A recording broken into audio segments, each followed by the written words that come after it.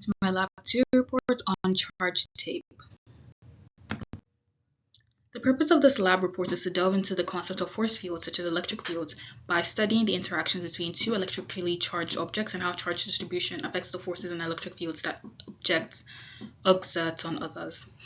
After this report, one should fully understand how charged particles interact with one another and be able to quantify using formulas based on proved theorems the magnitude of the electric field created by a particle of known charge. The results of Lab 1 tell us that the value of the charge on one tape is, but this is much larger than the value derived from Lab 2, which is, this difference could be due to the superposition of electric fields. I believe that the value in Lab 2 is more accurate than that of Lab 1. The fundamental principles explored in this lab are superposition of electric fields and Coulomb's law and electric forces. In summary, this lab gave us insights into the relationship between electric force and gravitational force. Electric force in a charged particle can be defined as the product of the charge and the net electric field at the location of the charge. The electric field, on the other hand, can be defined as a region of space around an electrically charged particle where an electric charge would feel a force. Its units are Newton per coulomb and it's given by the formula below. It is possible to induce a charge on a typically charged neutral object and is called electrostatic induction. It is the redistribution of electric charges in the previously neutral body caused by the influence of nearby charges.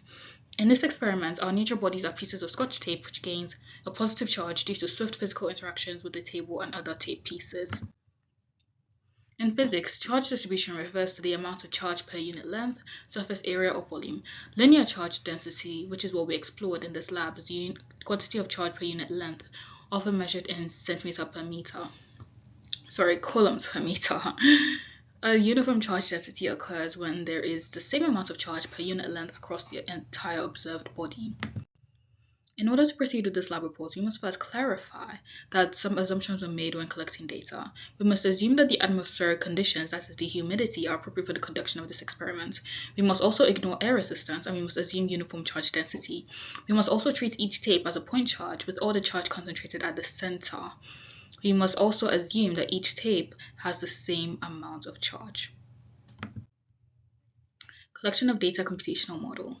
I edited the starter code I was given with the necessary formulas relating gravity to force and charge to electric fields.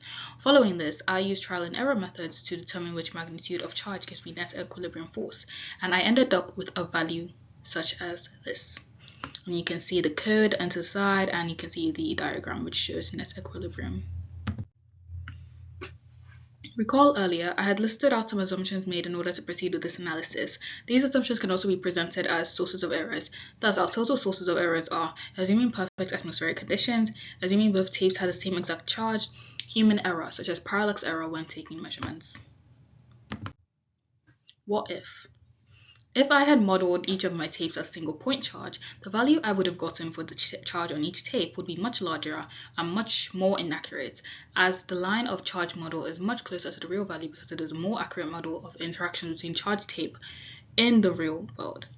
And the estimates differ because of the superposition of electric fields, lowering the net electric field. The line of charge model is much closer to the real value due to this. Thank you so much for watching. Have a lovely day.